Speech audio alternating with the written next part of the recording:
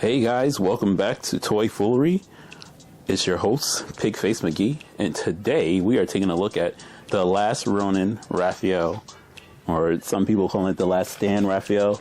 I'm a really huge fan of the Last Ronin series, as well as the Neca action figures. They are actually some of the best figures. I'm surprised they weren't higher on a lot of people's list for Toy of the Year last year, but these toys are phenomenal.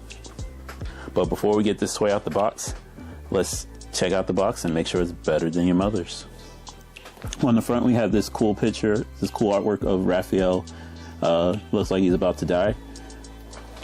On the side, a pic of the Last Ronin himself. On the back, some actual pictures of the toy and a picture of the Last Ronin. Another picture of Raphael.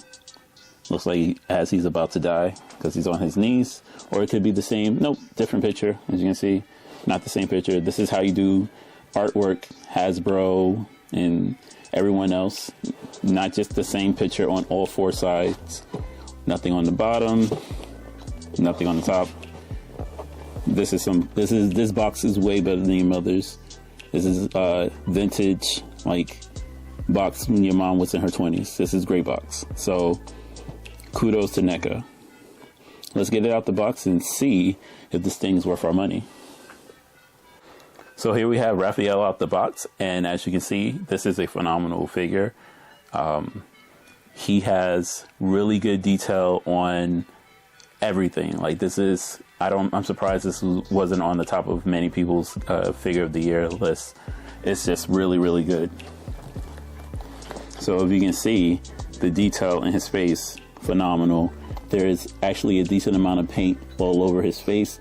I wish there was a little bit more highlights to give him a little bit more shadows, but that's fine the way it is. You can see the armor looks weathered, which is actually really cool. The texture of it kind of gives it a faux leather feel. I think my only gripe with this figure, which is, I know this is just now nitpicking because I really do like this figure and everything about it, is that it has limited mobility. Not necessarily on parts that I wouldn't expect it to, but areas like being able to move his arms up a little bit further. It's a little stiff. Maybe when I warm it up, it might move a little bit better, but I'm not getting much height on him. You can still hit a T-pose, but that's fine. Double jointed elbows, kind of blocked by the elbow pads, but once again, that's just little nitpicks. This is actually a phenomenal figure. It looks good. It feels good in your hand. And I love when you actually give people holsters for their figures. So his two sides go in the back. He has a holster for his kunai on his thigh. Yeah, I think the only thing that this figure is missing is I would love an alternate head with him like bleeding, like the cover art from the box. But other than that, phenomenal figure. Actually, everyone should go get this. This is a must buy. Like I said, besides the limited range, which is not necessarily the fault of the figure, more so something that has to do with NECA. They're more so to get you, hey, I'm gonna get you one or two dynamic poses, and the rest, oh well, you're paying for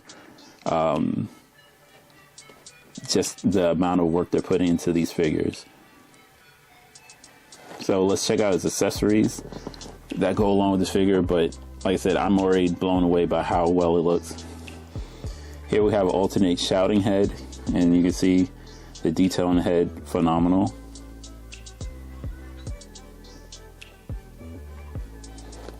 Okay, we get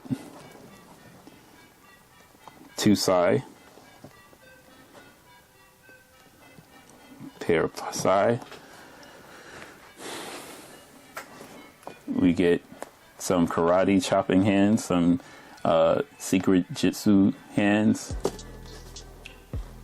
an arrow,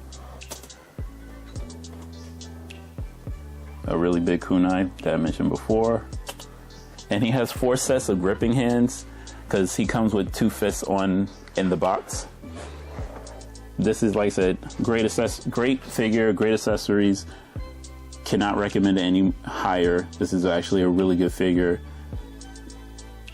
If I had rated this last year, absolutely would be figure of the year for me because it just looks phenomenal. Like I said, good hefty feel, and because it's a turtle, you don't actually expect to have any kind of waist articulation or things like that. I like the way they hid the upper body movement inside the shell. If you look, you can see that the way his body rocks is actually inside of the shell, even though it's not a lot of movement because of the straps. The fact that they tried to add some is actually impressive. Yeah, this is a really good figure. Go get it. Anyway, guys, that's it for me. I'll check you in the next video.